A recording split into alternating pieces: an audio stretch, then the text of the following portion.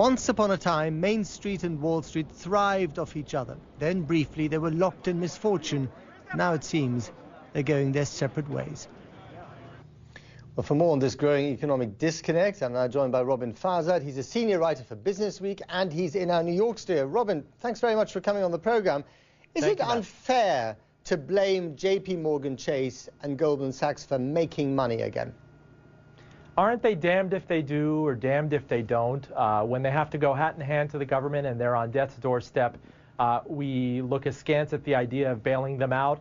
But when they do get this money, the strings that were attached to TARP or whatever other bailout money that was doled out to the counterparties in AIG, the government says, go forth, young man, and loan this money out. Feel your oats, make money, become independent, heal thyself.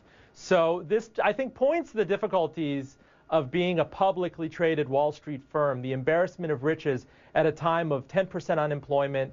You talk about homelessness, people seeing foreclosures spike. There's just this naturally built-in incongruity.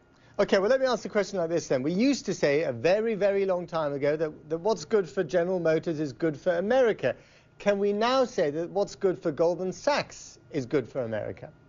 No, not necessarily, because Goldman Sachs, as we've seen in the past 2-3 years, is rather agnostic. It can bet on markets falling. It can help feed the subprime bubble. And then when it perceives that the bloom is going to be off the rose, it could bet on subprime falling apart.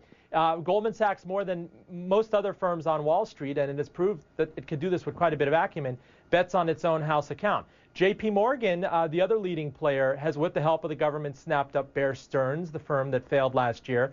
Countrywide was given to Bank of America. JP Morgan also got Washington Mutual. Now, these are supposed to accrue benefits. The stronger survive. There's a certain economic Darwinian nature to these mergers, and right now they're finally feeling the benefits accrue to them, and they're being criticized for it at the same time.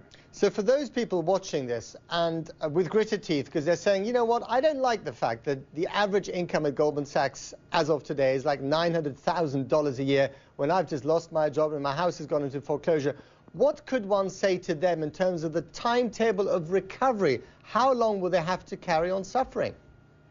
The person on the street, I hate to say, is not a constituency that Goldman Sachs really cares about. Their core clientele is the institutional investor, their own house account.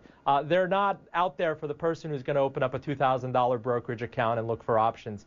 But as we've seen in the past 2 or 3 years, that when you have this unprecedented collision of, at the corners of Wall and Main Street, that it behooves these firms to be mindful of appearances. And at the end of the day, look, can you blame them for being profitable, especially if they take some of this money off the table and shore up their capital base, which they should have done a couple of years ago before the government had to step in? No, but maybe we can blame them for being public companies. Maybe it's an ideal time for them to be private, to be partnerships once again, and enjoy their riches, I think, without the public scrutiny as much. Fascinating stuff. Roben Farzad, thank you very much for joining us from New York. Well, while America's financial system seems to be stuck in a cycle of fits and